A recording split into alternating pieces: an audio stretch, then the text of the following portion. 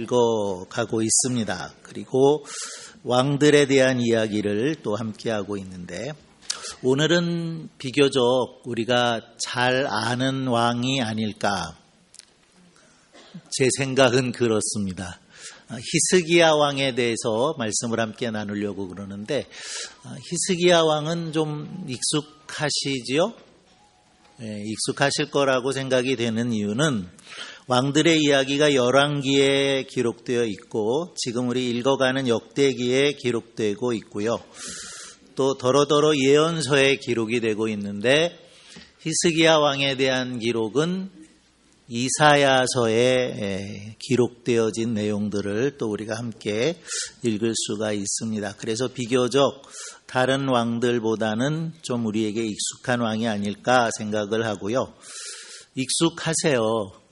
익숙하신 증거를 하나 말씀드리겠는데, 하나님께서 이사야를 통해서 히스기야에게 내가 병이 들어서 곧 죽음을 당할 거다, 이런 말을 전해 주었지요. 그랬더니 히스기야가 그 이야기를 듣자마자 바로 벽을 향해서 기도하는데 통곡하면서 기도했다, 그런 말씀이 성경에 있고, 그래서 죽음을 알려주고 돌아가던 이사야가 채 멀리 가지도 않았는데 하나님께서 너 돌아가라, 그리고 가서 죽지 않는다고 얘기해줘라. 그래서 몇 년을 더 연장받았어요? 잘하시잖아요. 봐요. 15년의 삶을 더 연장받았는데, 이제 안타까운 것은 꼭 오래 사는 게 좋은 게 아니었고, 결과적인 이야기이기는 하지만 차라리 하나님이 너 이제 죽는다 했을 때 죽었으면 더 좋았을 걸, 그런 생각을 하게 돼요. 왜냐하면 15년 더 살았던 히스기야의 그 생애가 그 앞에 살았던 생애만큼 아름답지 않았어요. 하나님 보시기에 좋은 삶이 아니었고, 사실은 그때까지 히스기야에게는 자식이 없었고요. 15년을 더 살면서 자식을 하나 낳는데 이름이 므낫세입니다. 므낫세인데 그 므낫세는 어떤 왕보다도 더 악한 왕이었어요. 그런 일들을 다 생각을 해보면 죽을 때 죽는 게 좋구나 그런 생각도 해볼 수가 있다는 겁니다. 우리가 히스기야를 이야기하자면 그 아버지도 이야기를 좀 해야 될 것 같은데요. 먼저 오늘 읽어주신 말씀 속에 보면 히스기야에 대한 좋은 평가가 있죠. 20절에 보면 이랬어요. 히스기야가 온 유다에 이같이 행하되 그 하나님 여호와 보시기에 선하고 정의와 진실함으로 행하였다라고 말씀을 하고 있는 것을 볼 수가 있습니다. 그리고 오늘 제가 말씀의 제목을 히스기야의 개혁 그랬는데, 개혁이 필요한 그런 상황이었다는 것을 전제하고 있는 거죠.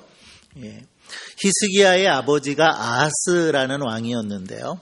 그 아하스 왕에 대해서 성경은 이렇게 기록하고 있습니다. 아하스가 위에 나아갈 때에 나이 20세라 예루살렘에서 16년을 치리하였으나 그 조상 다윗과 같이 아니하여 여호와 보시기에 정직히 행치 아니하고 이스라엘 열방의 길로 행하여 바알들의 우상들을 부어 만들고 또 흰놈의 아들 골짜기에서 분향하고 여호와께서 이스라엘 자손 앞에서 쫓아내신 이방 사람의 가증한 일을 본받아 그 자녀를 불사르고 또 산당과 작은 산 위와 모든 푸른 나무 아래에서 제사를 드리며 분향한지라 그랬어요.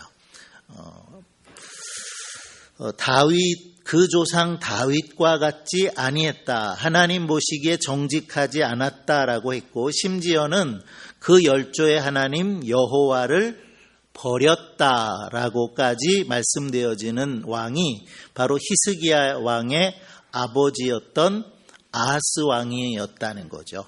아하스 왕은 다윗과 같이, 그 조상 다윗과 같이 갖지 않았다. 하나님 보시기에 정직하지 않았다. 예. 왕에 대한 평가는 늘 두 가지였다고 말씀드렸죠. 다윗과 같이 정직하게 행했는가 아니면 여로보암 같이 악하게 행했는가 하는 것인데, 히스기야의 아버지였던 아하스 왕은 그처럼 악을 행했다. 하나님 보시기에 많은 우상들을 부어서 만들었고 우상들 앞에 분향했고, 심지어는 이방 사람의 가증한 일을 본받아서 그 자녀를 불살랐다. 사람을 태워서 제사하는 일까지 했던 왕이 바로 아하스 왕이었다라고 말씀을 하고 있는 거죠. 이렇게 하나님 보시기에 정직하지 않았고요, 다윗처럼 행하지도 않았던 그 아하스 왕의 죽음, 이렇게 적었어요. 아하스가 그 열조와 함께 잠에 이스라엘 열왕의 묘실에 들이지 아니하고 예루살렘 성에 장사하였더라. 그 아들 히스기야가 대신하여 왕이 되니라 라고 말씀되어 있어서 왕이었지만, 그죠? 왕이었지만 열왕의 묘실에 들이지 아니했다. 왕처럼 장래되지 않았다. 예. 꼭 이런 표현들이 남겨지고 있는 것을 볼 수가 있어요. 몇 년을 치리했고 언제 죽었는데 장래는 어떻게 했다. 예. 앞서서 더 비참한 장래도 있었어요. 여호람이라는 왕을 우리가 생각했는데요. 그도 왕이었는데 그가 죽었을 때 장사되어지는데 분향하는 사람이 한 사람도 없었다는 거예요. 그 죽음을 아껴보는 사람도 없었다는 거였고요. 그리고 그도 역시 마찬가지로 열왕의 묘실에는 장례되지 않았다. 이런 일들이 왕왕 있는 거죠. 자, 히스기야는 이처럼 악한 아버지가 통치했었던 그 시대를 지나서 개혁을 일으켰던 왕이었는데요. 그래서 성경에 오늘 보면 이런 표현들이 되고 있습니다. 히스기야가 그 조상 다윗의 모든 행위와 같이 여호와 보시기에 정직히 행하여 그랬어요. 하나님 보실 때에 다윗처럼, 그 조상 다윗처럼 정직히 행했다 그랬다는 거죠. 자, 이스라엘, 유다 그리고 분열 왕국 이전의 왕까지 하면 40명이 넘는 왕들이 있습니다. 그 중에 히스기야처럼 그 조상 다윗의 모든 행위와 같이 하나님 보시기에 정직하게 행했다라고 평가되고 있는 왕은 3명밖에 없다라고 말씀드렸죠. 그래서 이미 우리가 여호사밧 읽을 때에 여호사밧도 조상 다윗과 같이 정직하게 행하였더라 그랬고요. 또 한 사람은 오늘 우리가 생각하고 있는 히스기야입니다. 히스기야도 조상 다윗과 같이 정직하게 행하였더라 그랬고, 마지막으로 한 사람이 있는데요. 다 망해갈 때, 유다가 거의 이제 망해갈 무렵에 요시야라는 왕, 그 세 왕만 하나님 보실 때에 조상 다윗과 같이 정직하게 행했다, 이런 평가를 받고 있다는 겁니다. 자, 히스기야가 무슨 일을 했길래 하나님은 그 조상 다윗과 같이 정직했다라고 평가해 주셨는지, 그리고 어떤 면에 있어서 히스기야가 개혁을 했는지 아주 짤막하게만 설명을 드리려고 하는데요. 그 개혁의 시작이 이렇습니다.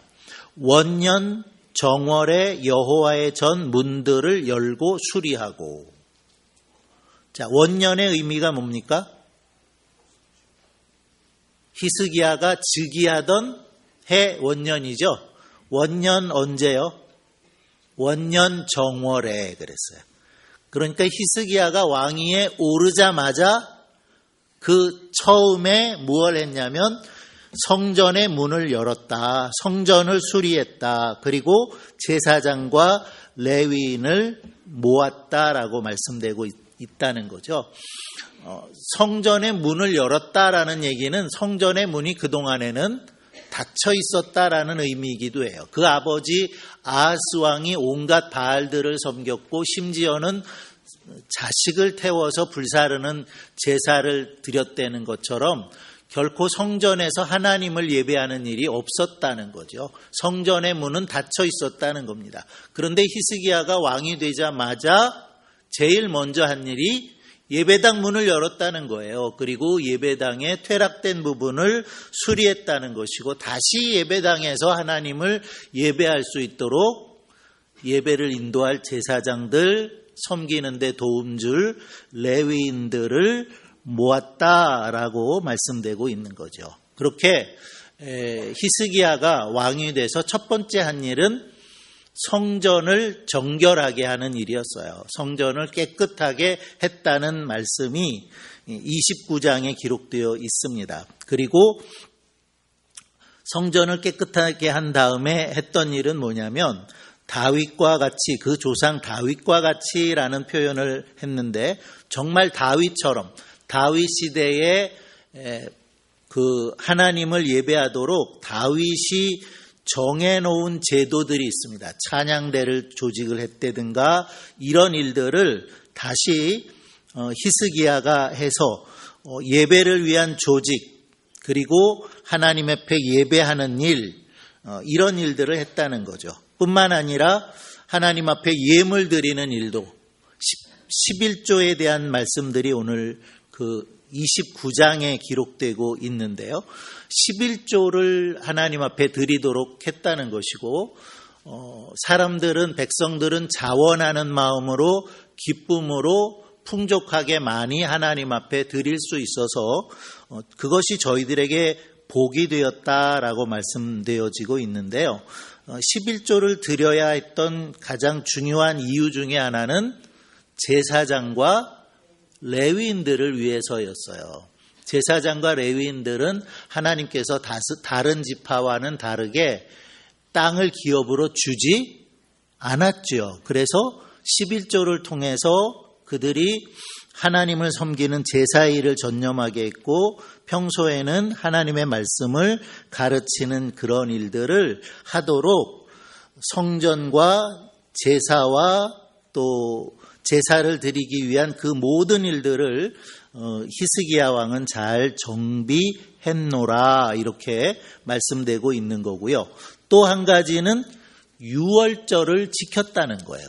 유월절은 유대인에게 3대 절기가 있지만 가장 큰 절기, 가장 중요한 절기가 유월절이었는데 그리고 그 유월절을 하나님께서 지키라고 명령하셨는데 솔로몬 왕 이후로 이 유월절을 제대로 지켜온 적이 없었던 거예요. 거의 지켜온 일이 없었는데 이 히스기야 왕이 북쪽 지역까지 에브라임과 므낫세까지 그리고 단 지역까지 사람들을 보내서 유월절을 지키도록 했다는 말씀이 나오고 있고요. 이제 아마 이때는 북쪽 이스라엘이 아수르에 의해서 멸망되었던 때인 것 같아요. 그래서 히스기야 왕 때 북쪽 이스라엘이 멸망했거든요. 때문에 제일 위에 단에 있는 백성들 그리고 북쪽 이스라엘의 주류인 에브라임 지파들도 나와서 함께 유월절을 지키자. 그래서 원래 유월절은 1월 14일 날 지키는 건데 한 달이 늦어져요. 준비가 늦어져서 2월 14일에 유월절을 지켰다라고 말씀되고 있고요. 그때의 제사장들과 레위 사람들이 일어나서 백성을 위하여 축복하였으니 그 소리가 들리신 바 되고 그 기도가 여호와의 거룩한 처소 하늘에 상달하게 되었다라는 말씀을 하고 있습니다. 결국 히스기야를 통해서 성전이 회복되고 제사가 회복되고 이런 모든 것들이 회복됨으로 인해서 하나님께서 저들의 기도를 하늘에서 들으셨다라고 말씀되고 있다는 겁니다. 이런 개혁의 노력들을 히스기야는 기울였었고요. 이제 그의 죽음에 대한 말씀만 드려볼게요. 그의 죽음에 대해서는 32장 33절에서 말씀하고 있는데 이렇게 말씀되고 있습니다. 히스기야가 그 열조와 함께 잠에 온 유다와 예루살렘 거민이 저를 다윗 자손의 묘실 중 높은 곳에 장사하여 저의 죽음에 존경함을 표하였더라. 그 아들 므낫세가 대신하여 왕이 되니라 그랬습니다. 자, 히스기야는 어떻게 장례되었다고요? 온 유다와 예루살렘 거민이 저를 다윗 자손의 묘실 중 높은 곳에 장사했다는 거예요. 이유는 저의 죽음에 존경을 표하기 위함이었다. 이렇게 말씀되고 있는 것을 볼 수가 있습니다. 왕들의 이야기를 쭉 해오면서 제가 계속해서 반복해서 말씀드리게 되는 것 같은데요. 하나님이 보시기에 왕들의 평가는 국가의 경제를 성장시켰다거나 나라를 더 부강하게 했다거나 국방력을 강화했다거나 이런 것들과는 별로 관계가 없다는 거죠. 무엇이 제일 중요한 거예요? 하나님과의 관계가 어떠했느냐라고 하는 것이 제일 중요한 것이었고요.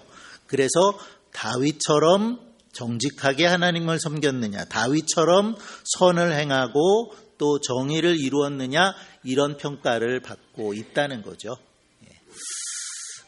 우리도 다 죽음을 맞이하게 될 것인데요. 오늘 우리가 아하스나 히스기야의 죽음을 생각해 보면서 우리는 어떤 죽음을 맞을까 한번 생각해 보셨으면 좋겠고요.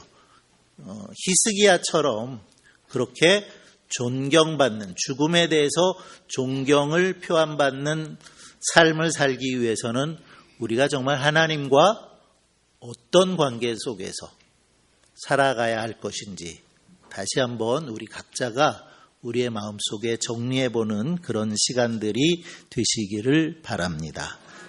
이제 성찬식 하도록 하겠습니다.